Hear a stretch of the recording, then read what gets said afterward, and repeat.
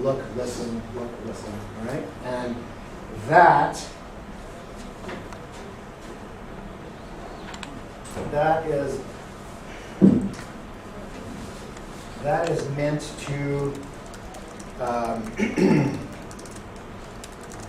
is meant to facilitate the expansion of your experience with the vividness and detail of the object levels, which is where we live. That's crazy. What's it? And to liberate ourselves from domination by conceptual categories. That's the purpose of silent practice.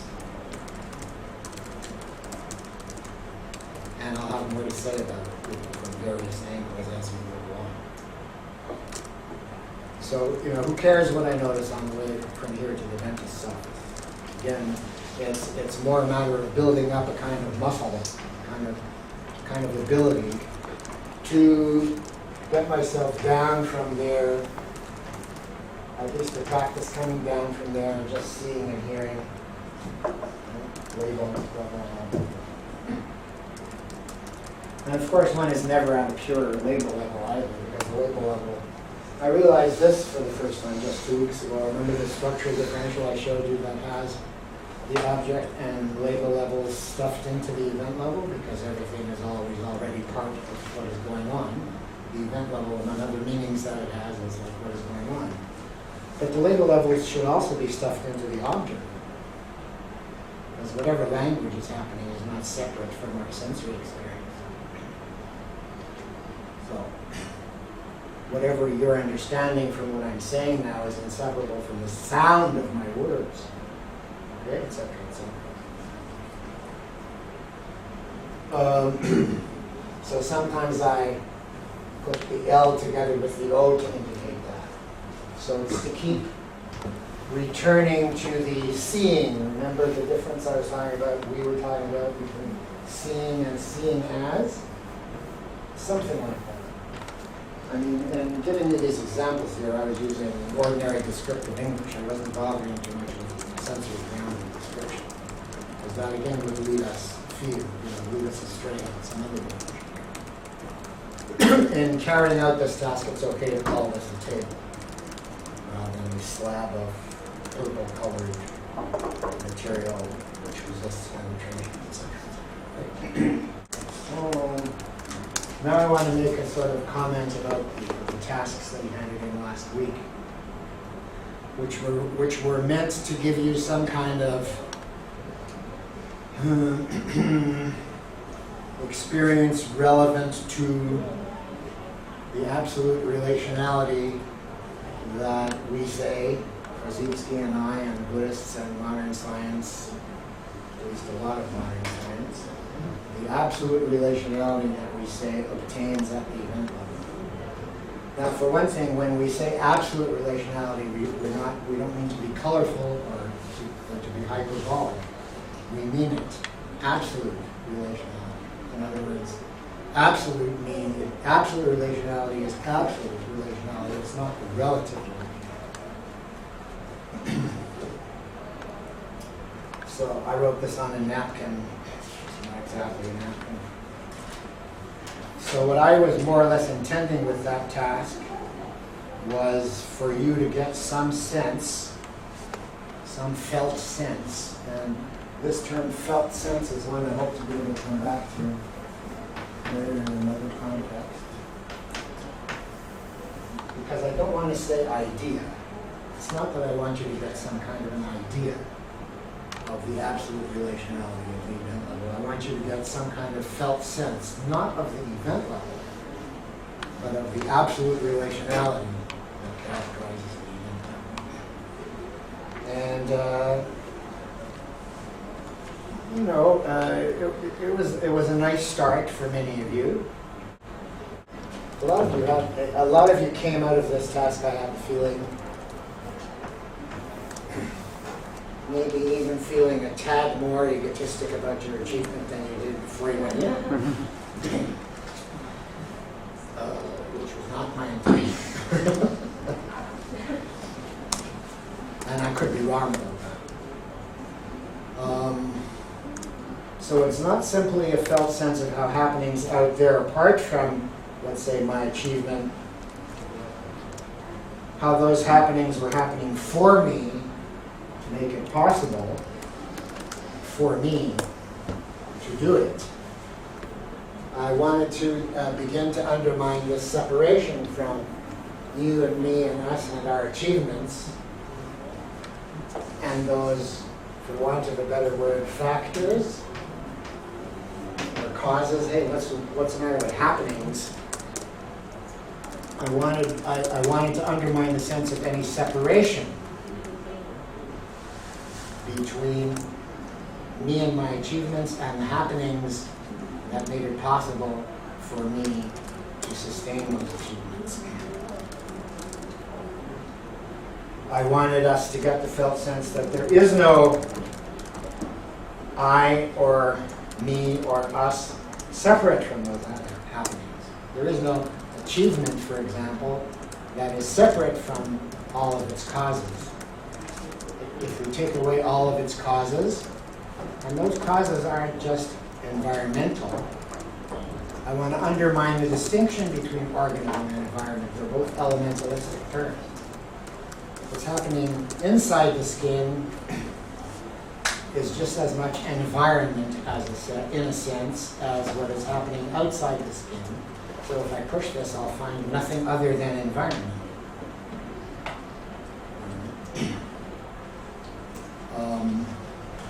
My genetic heritage, okay, my sort of bodily constitution, what's happening neurologically,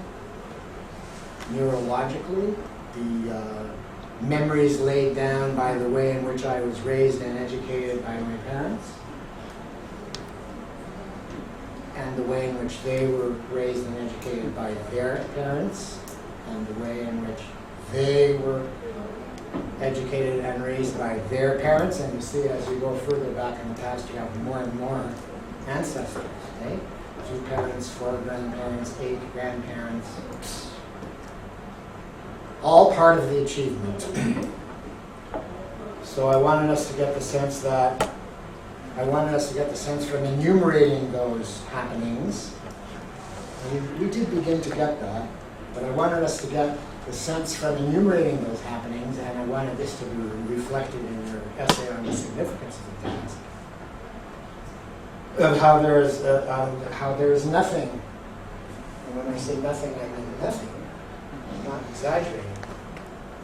There's nothing to me or you or us or achievements apart from all of those happenings. That, to use a somewhat different language, I contain all of those happenings. They're not outside me happening to me or for me or at me. I am nothing other than I contain all of them. Right back to the Big Bang and the first explosion that created the star systems. I contain that. You too. But some of us more than others. You're a nasty man. Okay. Now, I'm not saying that if you don't get this sense, you get a lower mark. I'm saying that this was the purpose of the task for me, and I wanted to get some sense in your report of the task that you were taking a few steps in that direction. Now, it's a really good first step to understand more about all those apparently external happenings that helped me achieve what I achieved. That's a good first step.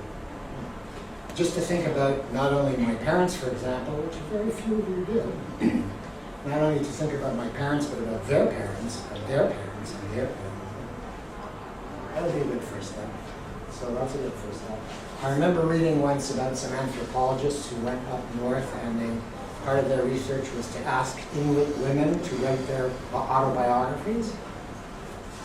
And the first common reaction was refusal. I'm not going to write my autobiography. Who am I? Finally, with the right incentives, a few people agreed to write their autobiographies. Women agreed to write their autobiographies.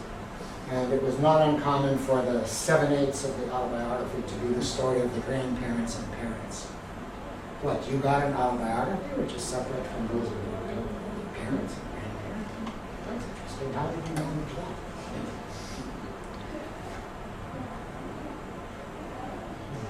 So this is not about deflation, by the way. Or maybe it is. It's not necessarily about deflation. It's about sanity. For example, I can still take a great deal of pleasure in my achievements, even after I realize them as empty of inherent existence. I can still take a great deal of pleasure in them, and I can also take a great deal of pleasure in the pleasure that I feel at knowing that my pleasure is empty of inherent existence. Yes, I can even feel proud. Sure, why not? I can feel proud. And I can even feel, I think you're getting, I shouldn't say I think you're getting, I think I've done the best I can on that one. And we're for now, and we're going to come back to that in various different languages from various different angles also.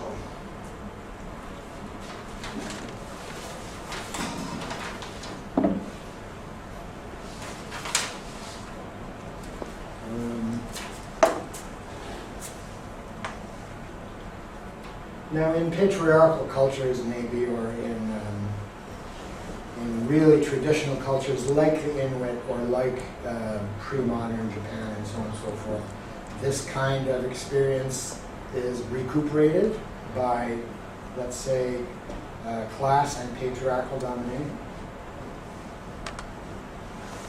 So let's recuperate it back.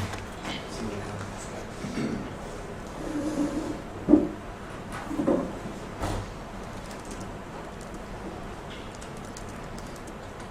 For some reason, I have an image of my great-grandmother, whom I had the good fortune to meet when I was about 12 years old. It's fact. Israel. She was in what they call her second childhood. Have I told you about this yet? It was starting to haunt me. I have this deja vu when I told you about it last week. She came to my little brother Eugene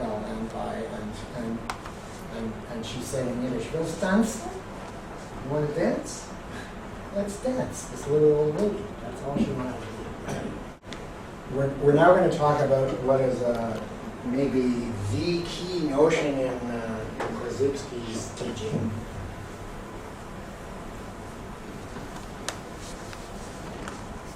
It's about what he calls the circularity of human thought.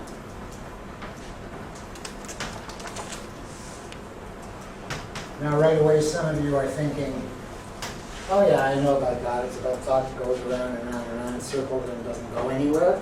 That's not what it means. No. It's more correctly called a spiral. So we're going to be the spiral structure of human, he shouldn't have said thought either. He should have said evaluation. The spiral structure of human behavior.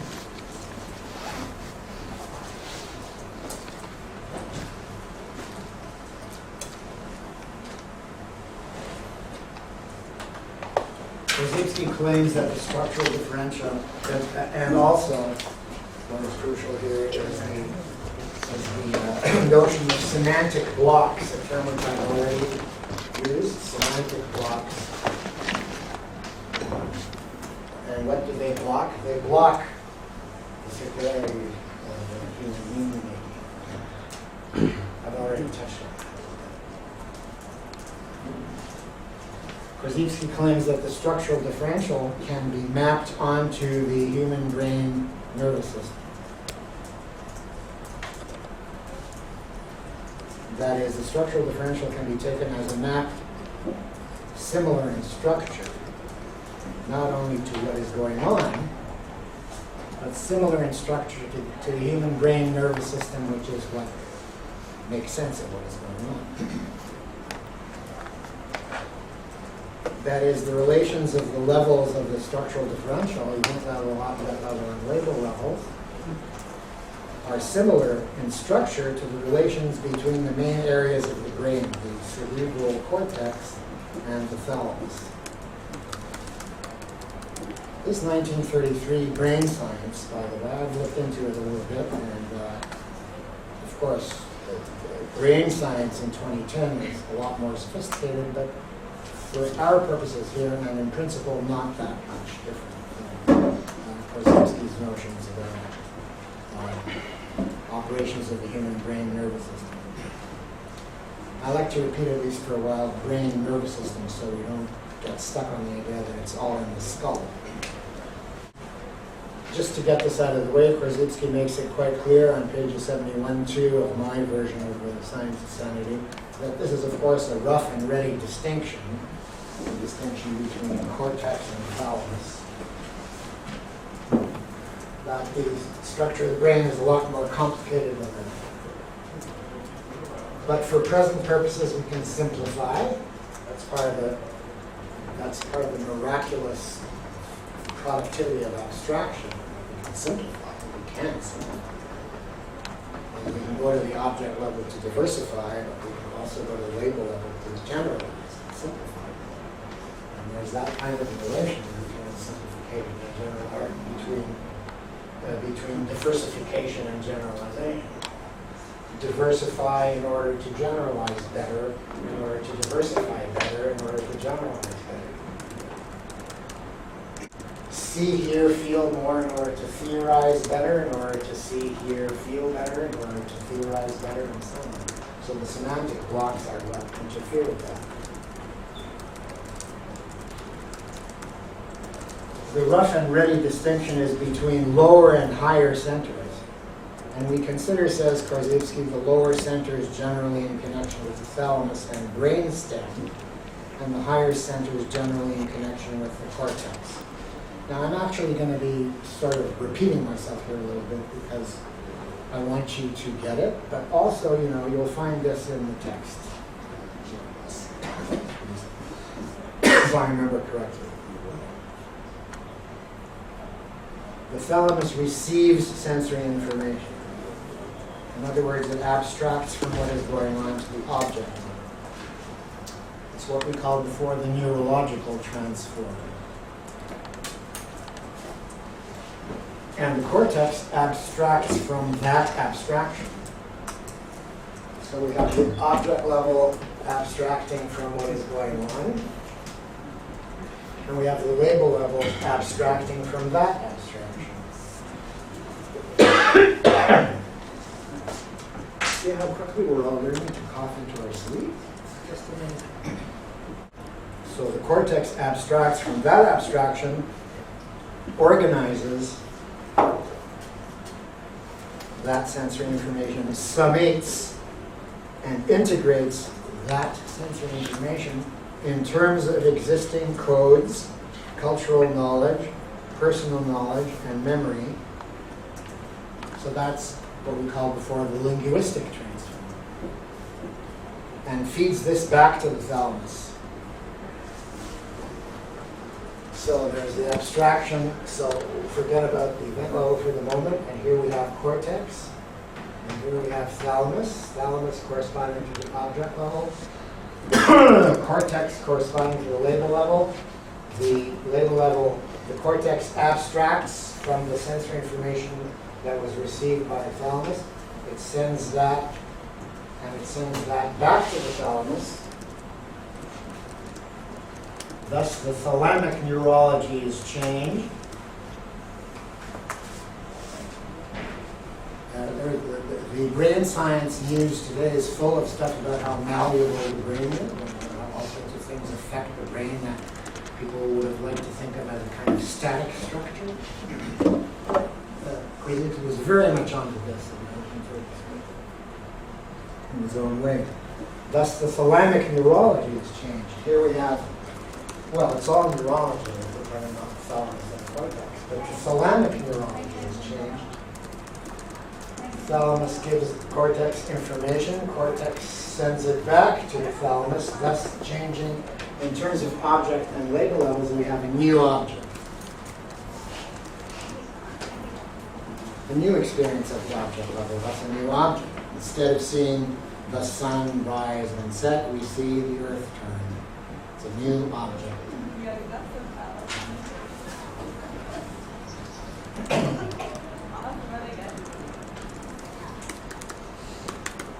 new lower abstraction, a new sensory experience at the object level. And the thalamus feeds that back to the cortex, which summates and integrates, etc. And so you see the spiral. And you see the spiral.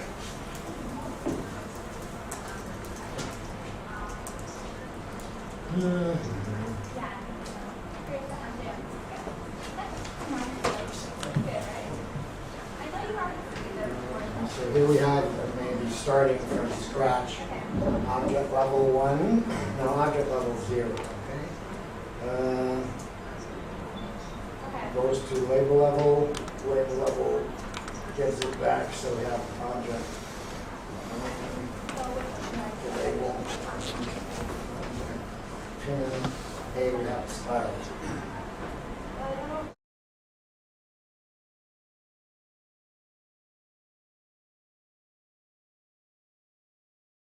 So we see the circularity of human thought, the spiral circularity of human evaluation, I would say, because the incoming information, we now have to put quotes around incoming, because the incoming information, incoming to the cortex or label from the thalamus or object, will itself have been shaped by the feedback from cortex to thalamus. In other words, once we're past 6 weeks, once we're no longer like with 6-week-old Joey in the crib, the sensory information we're getting is always already theory-laden.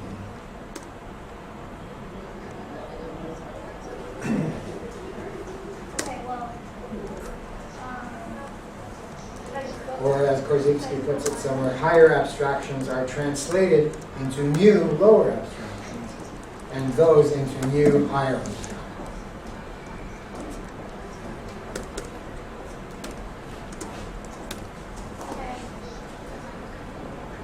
Now, if you remember that pause that we were talking about before, especially when we were talking about the problems with the New York subway police. So, attention to the object level can make one aware of one semantic reaction. Here the pause is opening. Aware of it so that it no longer immediately leaps into truth, leaps into behavior. If I'm paying attention to what's going on, I'm a cop in the New York subway system. Maybe if I've had something like this neuro-linguistic training, if I'm paying attention to what's going around me, then I can become aware of my interpretation, cognitive, emotional interpretation of what's going on around me, and I have what Korzybski called a fraction of a second of psychological delay, an ability to change. The mind has an ability to change itself there. I was just about to say I have the ability to change in my mind, which is okay, but hey, let's be rigorous. What is I apart from the mind? What is this I that has the ability to change its mind? Some I apart from the mind.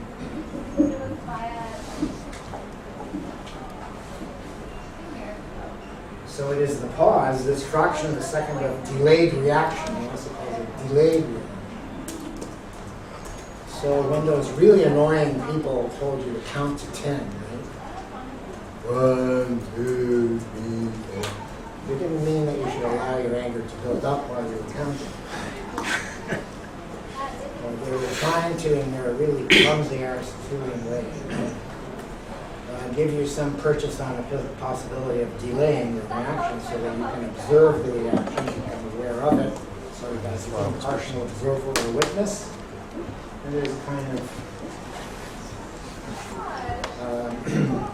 conditionality of response that is gained there. The pause, to see, hear, feel, before seeing as, labeling, describing, explaining, interpreting. Giving the cortex time to come up with new formulations to transmit back to the thalamus.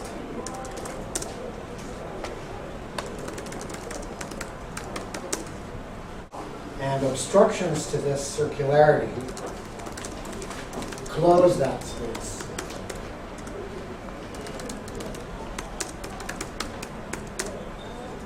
obstructions to circularity he calls semantic blocks.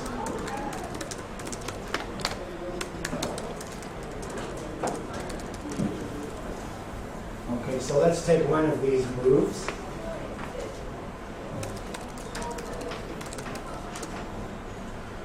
So here we have at least a model of unimpeded circularity. Krasicki says it's similar in structure to what is going on in the brain neurons. Hey, it's not a picture, it's similar in structure to what's going on in the brain. The relations obtained here are, if we think of them at a high level of abstraction, similar to the relations that obtain between the brain structures. If the object levels are blocked from affecting the label level, so if there's a block there, psychologists use that little thing in their like when they're mapping family relations. You know, if the husband hasn't spoken to the wife for 15 years and is sleeping in the basement, they'll indicate that on their charts that way. Which I'm told by some married people is the way to have a functioning marriage.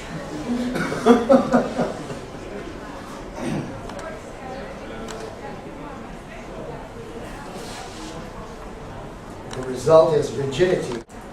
And if cortical transmission to the thalamus is blocked,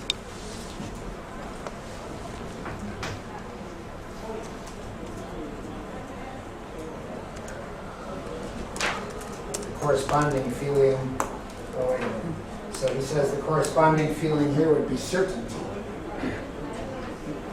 Remember the story I told about dead men don't bleed? It doesn't matter that blood is coming out of my finger. I know that I'm dead. I'm certain of that. So it's an example of this block from object to label level, or from thalamus to cortex. I can't receive that new information, that news of a difference. My reaction is, oh wow, dead men do bleed.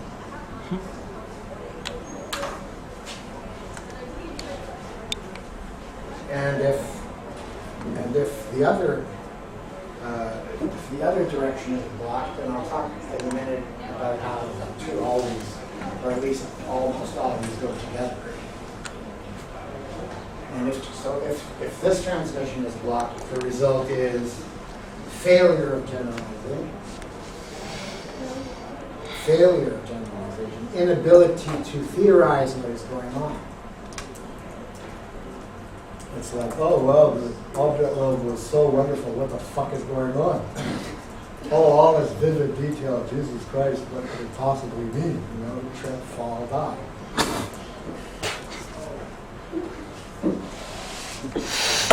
So the corresponding feeling is confusion, disorganization, disintegration, labile over-emotionality. Sorry.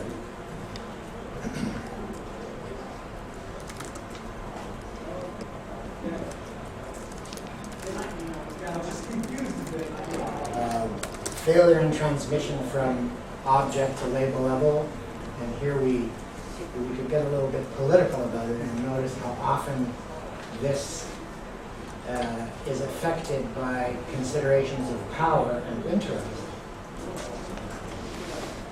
Actually, the two types of block go together. For failure of receptivity at the object level leads to the inability to theorize in relation to news of a difference. Now, silent practice is aimed at opening the pause. So, paying attention to what happens on the subway between here and my dentist's office isn't directly and immediately political. But according to this teaching, at any rate, that kind of practice will open the pause, the gap across which cortical-thalamic transmissions flash. So you could think of this as a pause also. There's a pause across which the transmissions flash, and these blocks stop that transmission, and the result is insanity, to greater or lesser degrees.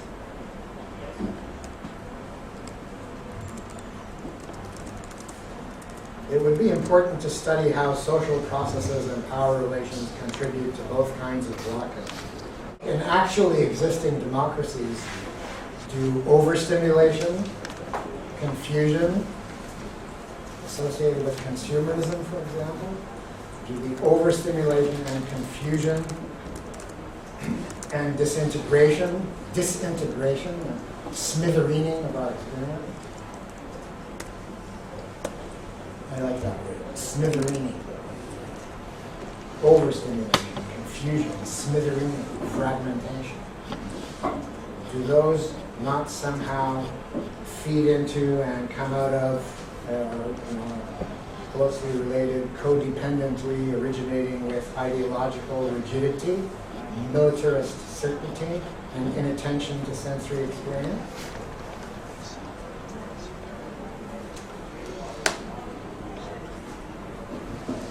Dead men do bleed, that is until they're thoroughly dead. So blood shed by living humans in wars for freedom.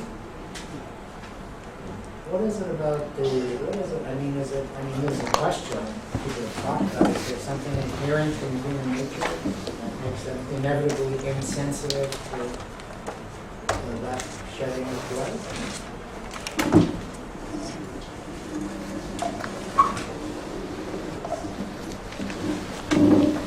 Torrents of blood is often not sufficient to change our mind. Korzybski had so much faith, as I mentioned before, in the power of silent practice. I think maybe too much. Let's give it its due before we dismiss it together with all the other utopian schemes that with the dismissal of which makes us feel so clever.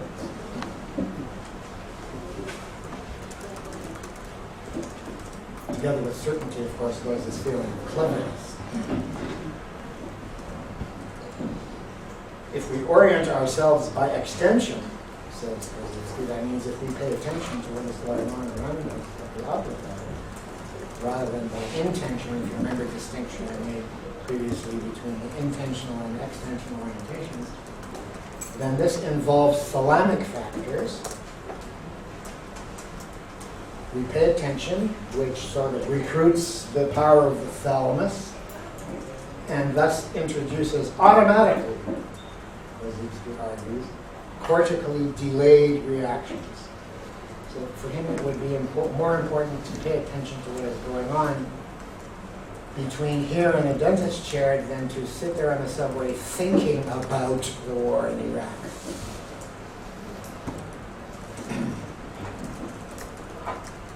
That's how good it is.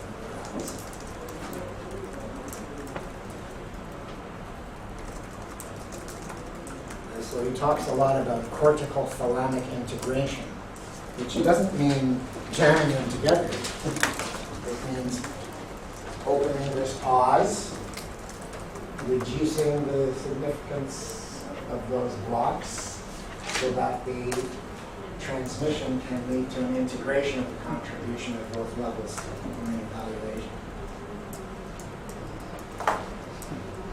The automatic delayed reactions, he says, automatically stimulates the cortical region and regulates and protects the reactions of the otherwise overstimulated thalamic region.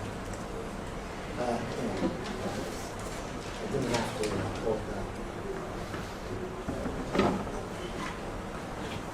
So the devaluation of sensory experience in Aristotelian civilization, just summing up part of that, is directly implicated in the confusion, the failures of generalization, the panic, and the overstimulation of Aristotelian civilization, which are normally related to the dethronement of reason. It's not only conservatives who say to us that the reason we're so confused and fragmented and disoriented and overstimulated is because we've dethroned reason. Korzybski's message is kind of opposite, and I'm going to write a Marcusian footnote to that later if I have time. For Korzybski, you cannot neglect and injure the human sensorium without simultaneously blocking humanity's rational capacity. Now, you know, some people might want to immediately translate this into what they already know about the relation between reason and the passions, but I would prefer to leave that language behind.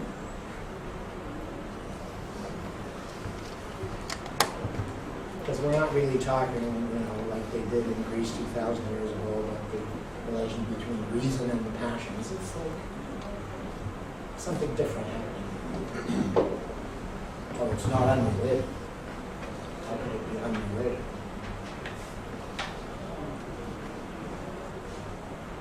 But, you know, in a way, it's about the mind-body split. So, as reflected in the brain, the remedy is cortical-thalamic integration, which is brought about by restoring the natural dignity of sensory experience. Let's take this map of the spiral circularity of human evaluation and semantic blocks, and let's more directly and explicitly map that onto the actually existing democratic Jabberwock. With the prevalence of the Aristotelian intentional orientation, what Korzybski calls phantom semantic structures are projected onto the object level, where we live, the life level.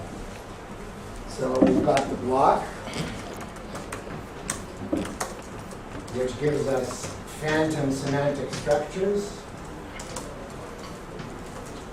Okay, so in some other language they could be called ideologies, but hey, that language is so freighted by all kinds of stuff already, we can use it tonight. Let's try a new form of language and see if it frees up our thinking a little bit. Phantom semantic structures. Hey, it's not just about ideologies that are taught in the socialization process. The phantom semantic structure, if we've come with Korzybski this far, is it's in the brain, it's in the neurology. It's not because we read the National Post. It's not as if we read, is there any left-wing paper left? It's not as if we read that, everything would be okay. It's not as if we shifted from the right-wing propaganda to the left-wing propaganda, everything would be okay. The problem of phantom semantic structure is global. You don't get away from it by taking a course on Marxist economics, or even by demonstrating in the streets. You know Orwell's essay called Politics and the English Language, 1946? If you haven't read it, you should find out on the web. Part of the spirit that inhabits these texts that I'm working with, and also finding his famous essay. Lots of people like to read that essay and go, yeah, right on, and leave it at that.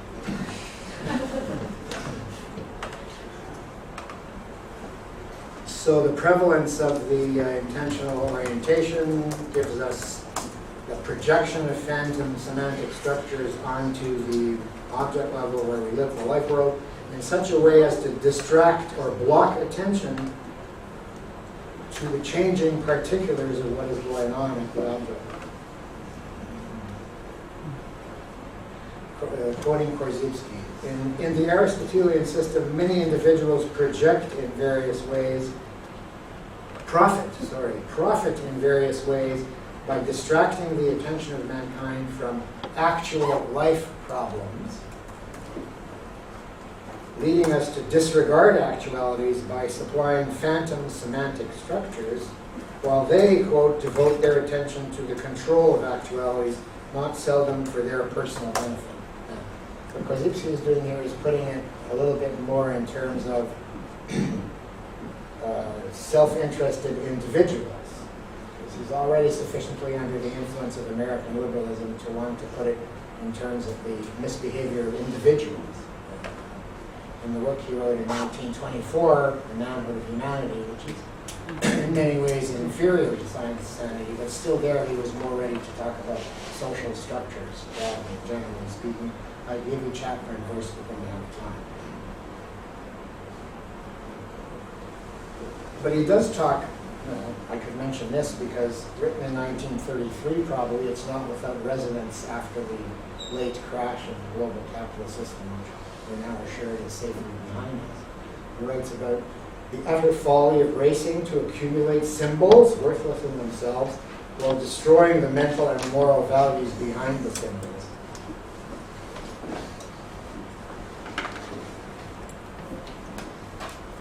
And in Science and Sanity, on page 264, he writes about the need for science to be liberated from the domination of the profit system. So even in Science and Sanity, he verged on what's called critique of capitalism, and none of his followers would take it. It's like when I was taught, when I was learning the Bible in Hebrew school in Montreal, when we got to the sexy parts, the teacher would skip.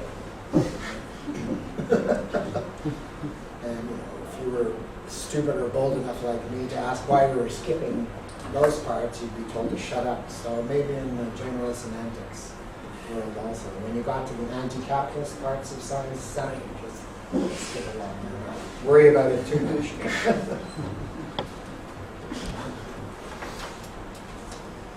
So we're living in a democracy, I like to call it, rather than a democracy, which can only be sustained by semantic blocks, the kind of semantic blocks that we talked about. Because of the power of the phantom semantic structures, label level fixity, new possibilities are not seen as new possibilities. Or, if you get concerned with seeing new possibilities, that sort of gets smithereens away from you too. Like, isn't the motto of York University, reimagine the possible? Now, when it gets to be the motto of a large organization, we begin to suspect it. Right? So, the minute you come up with a new language, if enough people become familiar with a term like phantom semantic structures, that'll be taken over as well. But we're not talking about that right now, either. There's a lack of new information from the object level. It is therefore not available for reformulation at the label level. Thus, there's a lack of new higher abstractions, new formulations, which, if translated into new lower abstractions, would amount to a transformation of the life world. But a lot else would have to be going on at the same time. I warned you in the first lecture that we're just looking at one set of obstacles. We can't really explore to any extent its interdependency with the other obstacles like war, capitalism, etc. Or the university. C. Wright Mills. How many of you have heard of C. Wright Mills? So the older cats. Sorry, I've heard of C. Wright Mills. C. Wright Mills was one of the most impressive radical intellectuals that the U.S. has produced. In fact, Texas. He was in Texas. And he was a sociologist that did most of his work in Columbia. And I won't tell you too much about him except that at some point, because he was too sympathetic to Fidel Castro in those early days, the FBI, CIA started following him around. Began to keep a gun under his pillow, and he had, the kind of circulatory system and high blood pressure that's associated with type A personalities, and he died of a heart attack at the age of 42. But in the meantime, he managed to produce some really important work, probably for political scientists. The most important is The Power of the Elite. He also wrote a neat little book called The Causes of World War III, which is more of a rant than an academic. I'm sure if he'd written it before he got tenure, he never would have got tenure. The Causes of World War III. And if you look at that now, it's about the communist threat. If you look at that now, all you got to do is change the word communist to Islamic, and you've got a perfect description of what is going on now. But what I'm picking on here is a nice distinction he makes that we can map on to what we've already got, mapping on to, mapping on to, mapping on to, makes a distinction between troubles and issues. So let's put troubles at the object level and issues at the label level. We've got this kind of circularity that Mills is talking about, although not in those terms. He defines politics as the translation of personal troubles into public issues. So if we have semantic blocks, we are rendered, I won't say incapable, but to a very large extent incapable of translating personal troubles into public issues. The personal troubles will remain personal trouble. The woman who's freaking out in her suburban house will be told that she should take tranquilizers, etc., etc., etc. The unemployed worker will be told that he should get his act together and stop being so lazy. Everything is, not everything, but that which is already framed as personal trouble, personal achievement, personal strength, personal fault, personal blame, never gets to be reframed in terms of public issue. And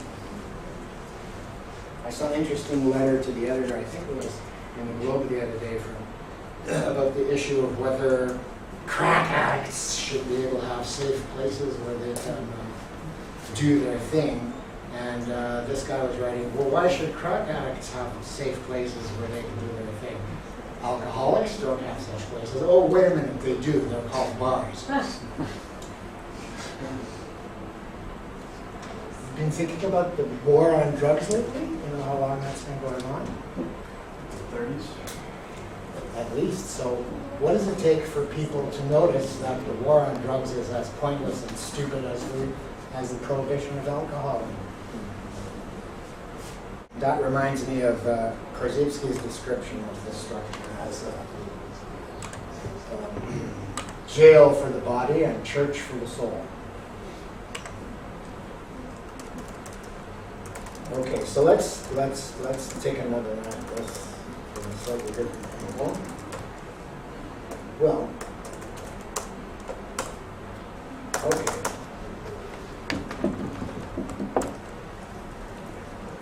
The semantic block then, let's talk about the semantic block. That's a radical oversimplification. Kind of combination of these two forms of blockage that I'm saying always go together. The semantic block is the democratic deficit. So it's not simply a matter of reforming parliamentary institutions, introducing proportional representation, getting more people to march their brains out in the streets or whatever. The body of the people, you might say, the body politic, or better, the body mind of the people, the body mind of the people, individually and collectively. Let's use the metaphor of sickness, although it's always suspect and hard. The body mind of the people is sickened by the cerebro-thalamic split, the mind-body split, if you like, and its institutional correlates. The body mind of the people is rendered inactive. The creative power of the people, democratia, power of the people, creative power of the people. I mean, what's power which is not creative? Is rendered inactive, uncreative politically, apathetic, incompetent, fatalistic, cynical, nihilistic, falsely optimistic, passive, hopeless, etc., etc., and investing its hope in phantasmagoria. Investing its hope in phantasmagoria. Investing its hope in phantasmagoria. I just flashed on Obama's slogan, hope. Investing its hope in hope.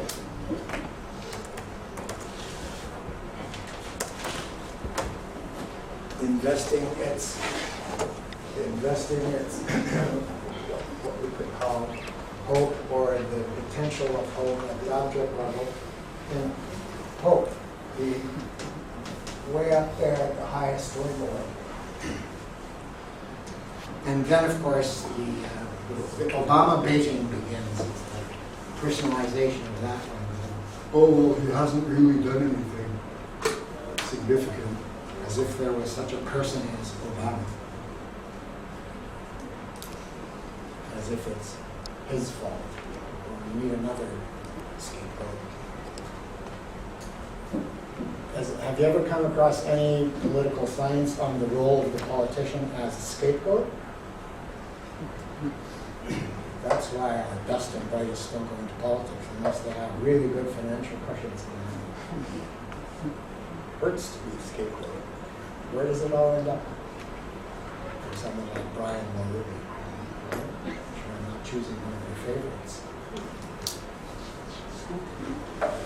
Cretchen.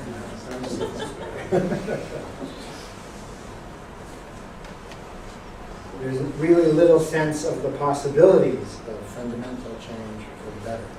You can have slogans about possibility, but there's very little sense of the real possibilities of change for the better. The slogan, "A better world is possible," is to a large extent co-opted by Starbucks.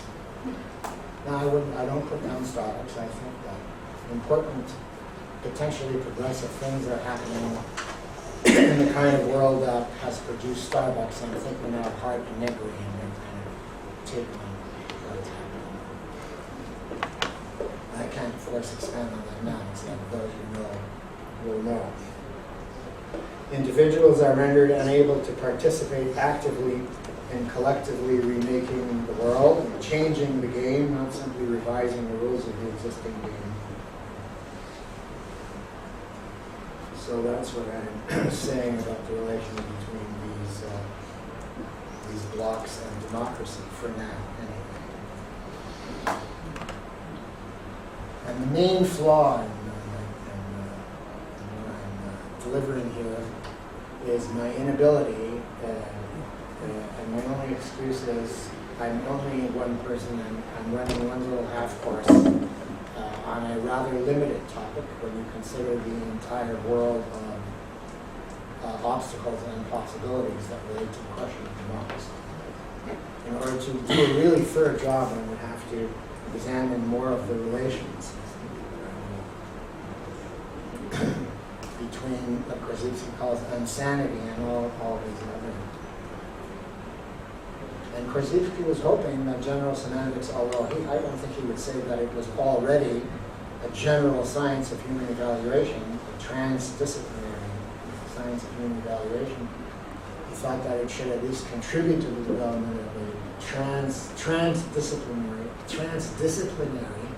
general science of human evaluation, which was aimed directly at the improvement of the human condition, not at the discovery of truth or new knowledges, or the improvement of the human condition. That's what science was for, according to him. Of course, he was an engineer. If I had all the time in the world, I would spend a lot of time talking about this next. He did most of his work in the U.S. Eugene, Gendlin. I don't know where he's from originally. I'm always looking for the opportunity to identify someone who's Canadian.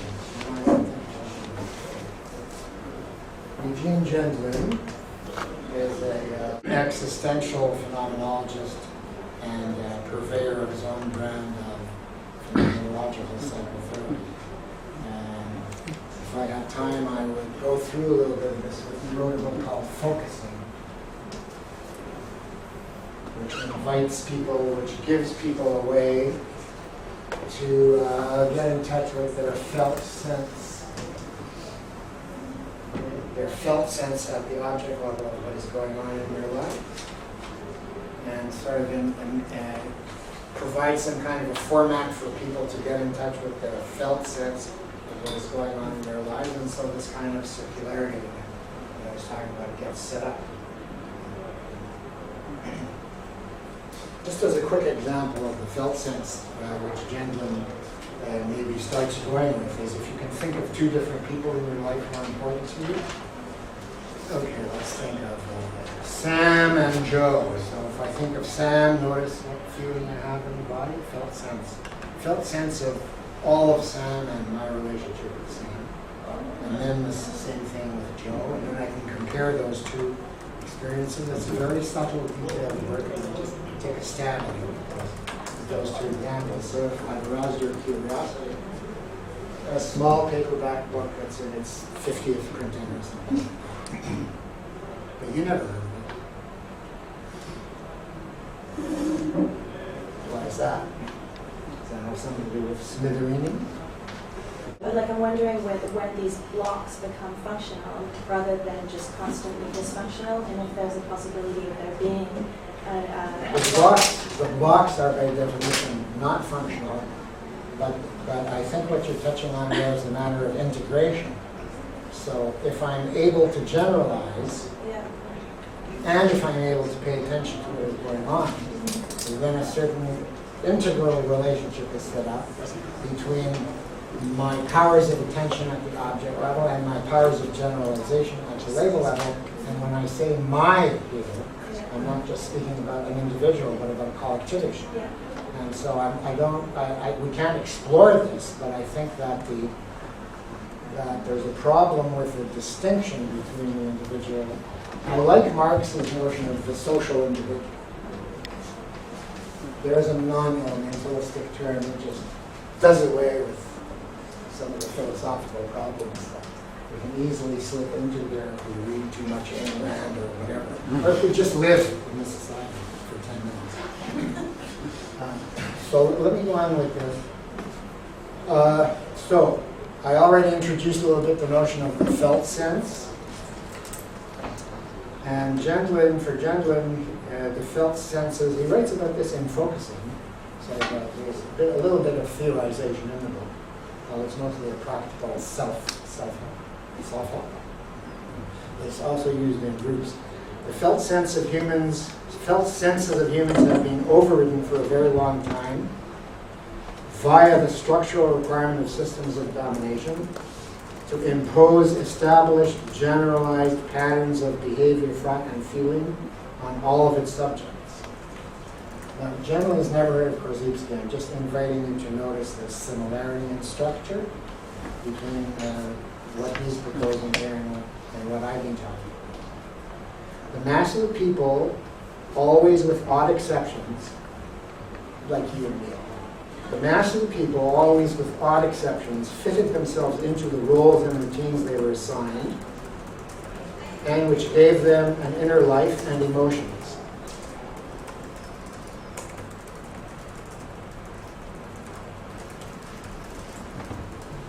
Only a small number of educated and thinking people created roles and patterns. I don't know, I don't want to argue with him about that, but he's got the floor right now. But today, a large part of the mass are educated. The creativity and creative needs of people have expanded, and now the routines are too confining. His writing is probably early 70s. We don't know how individual development of the kind that is facilitated by his focusing technique can reach the level of social structure. That is why there has been so little progress in the character of social and political units. Instead of static structures, we need structure making. And expected and understood constant restructuring. That's the spiral of restructuring. Structuring, restructuring, restructuring, restructuring. Social situations could be structured so that they can be restructured by the participants. It just fits right into. So already today, he's writing, instead of having only the predictable, expected emotions the roles call for, we have often unclear feelings. Now the felt sense that he's talking about, that you get in touch with if you follow this technique, is unclear.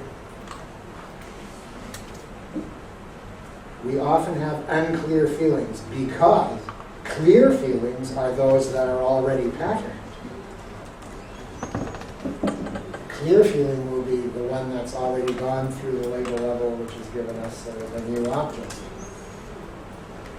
But at the closer to the object level itself, the kind of meaning making that we're doing gives us felt senses which are unclear, they're inchoate. I-N-C-H-O-A-T-E, did I pronounce it right? So while new social individual patterns are emerging, social-individual, so while new patterns are emerging, a lot of old style form forcing is still going on.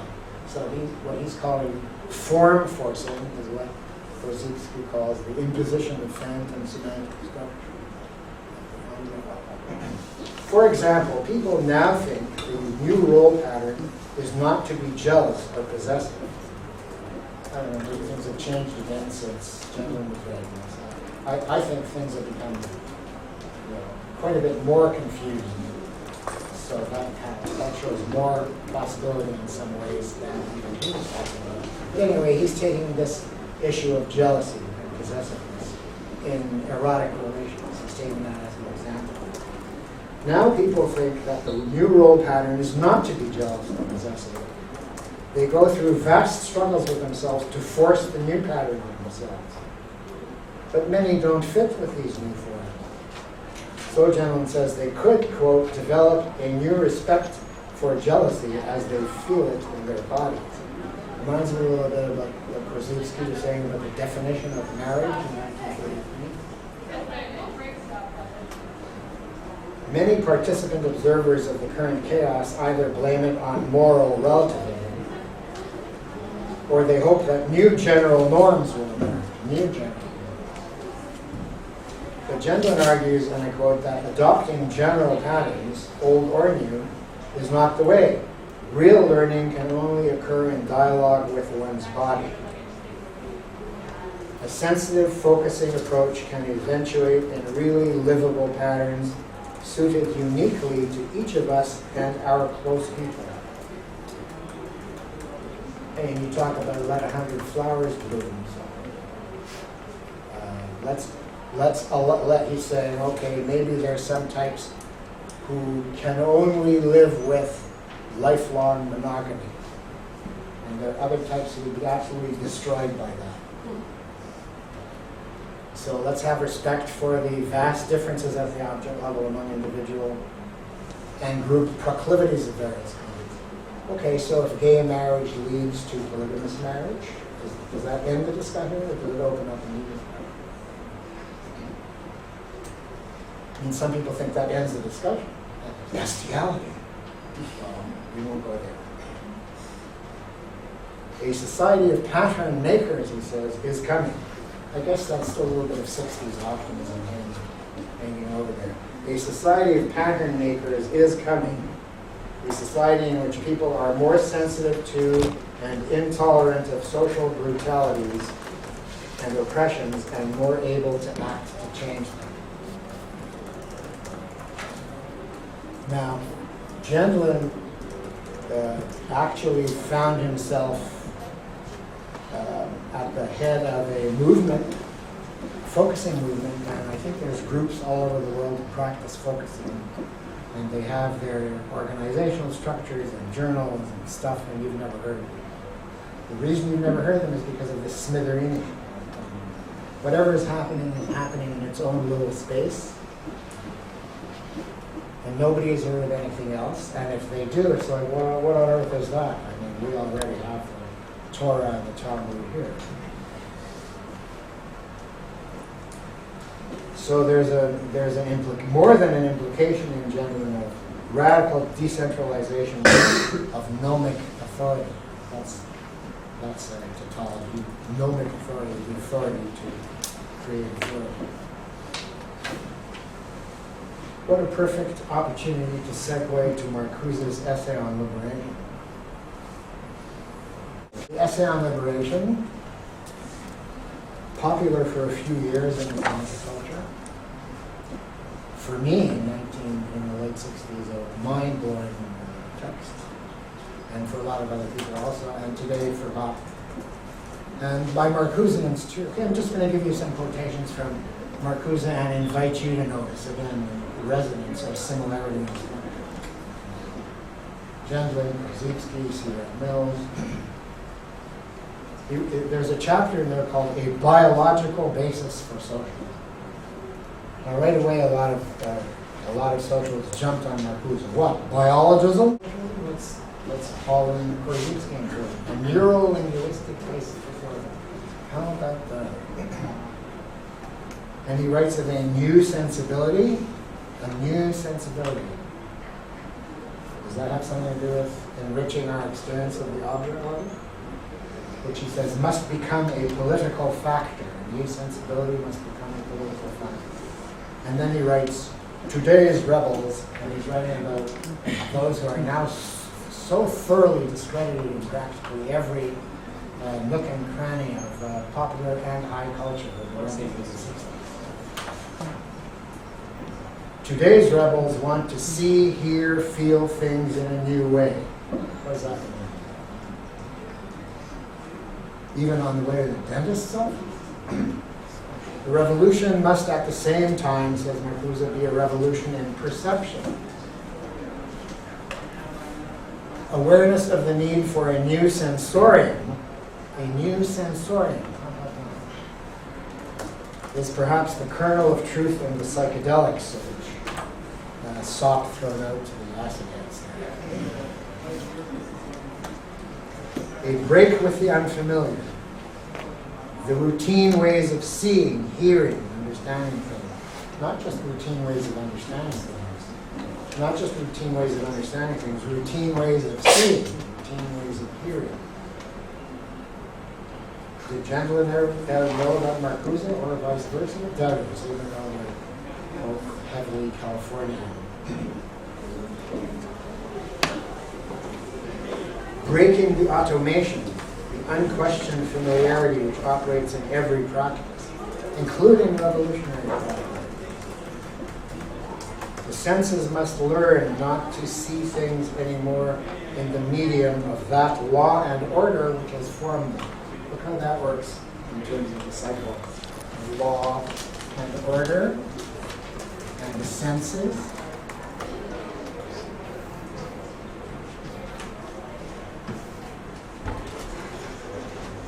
The senses must learn not to see things anymore in the medium of that law and order which has formed them. Okay, so if there's a new sensibility, then there's a new law and order. In a radically pluralistic law and order, just a suggestion. But there's no way you do away with law and order. Anarchy is a form of order. This break, he says, would lead, this break, so you could say this break is the opening of the pause that I cited before. It's related to it.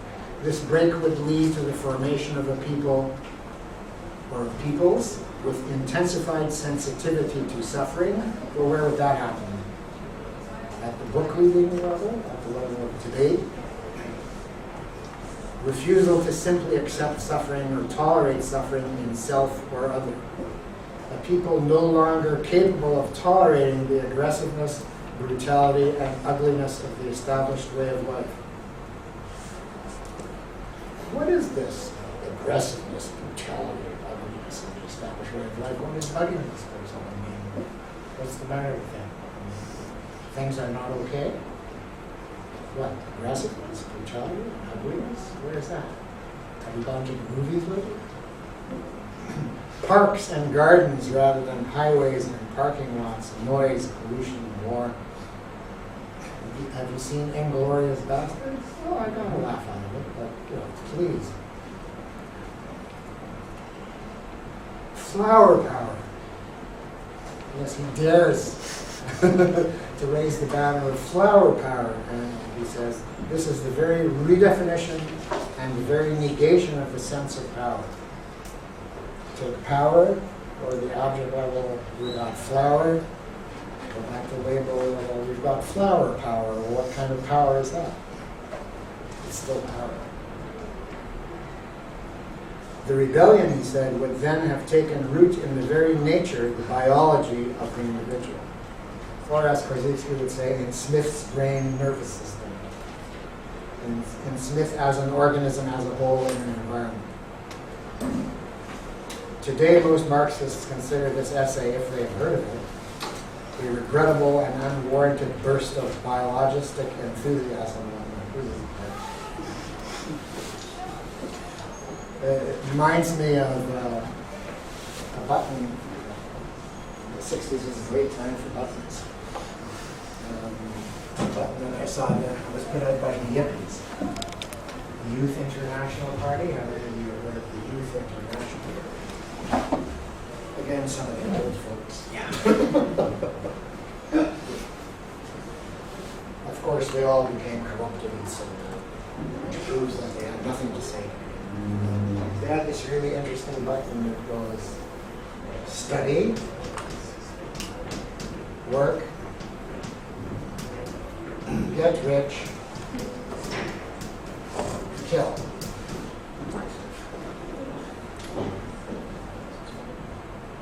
Did you see what they're doing where there was once a parking lot across the street from the Robards? I was wondering, what are they going to put in that immense hole? Do you know what they're going to put in that immense hole?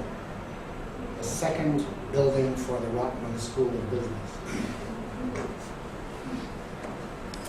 Well, yeah, wait.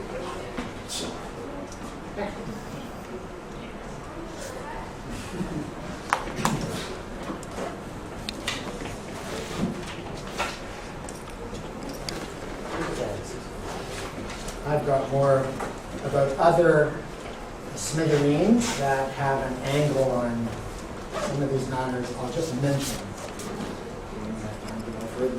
These two, I guess they might call themselves neo-Marxists in the States.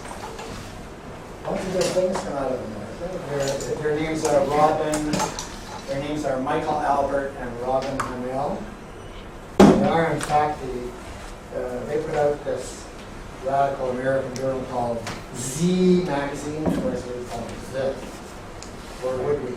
Robin Hamel.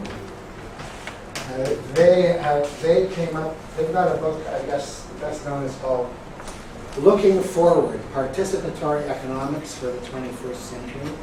And they spell out their scheme for running an economy at a societal level, like a society as large as the United States, for example, running an economy that is neither a market economy, nor a command economy, nor a combination of market and state control, but one that is run entirely through the decision-making of individuals and groups coordinated with the new computer. And in their more technical works, they claim to lay out in great detail how this would work. Of course, they don't say how you get there. So usually when they try and talk about their utopia to people say, well, how are you going to get there? And that's the end of the conversation. And when I asked my friend, my esteemed friend, Leo Panich at York University, whether he had heard of Hamel and Albert's book, he said, yes, of course he had. They were on his bibliography. He's probably got a bibliography of 300 things in there, and Hamel and Albert are on that.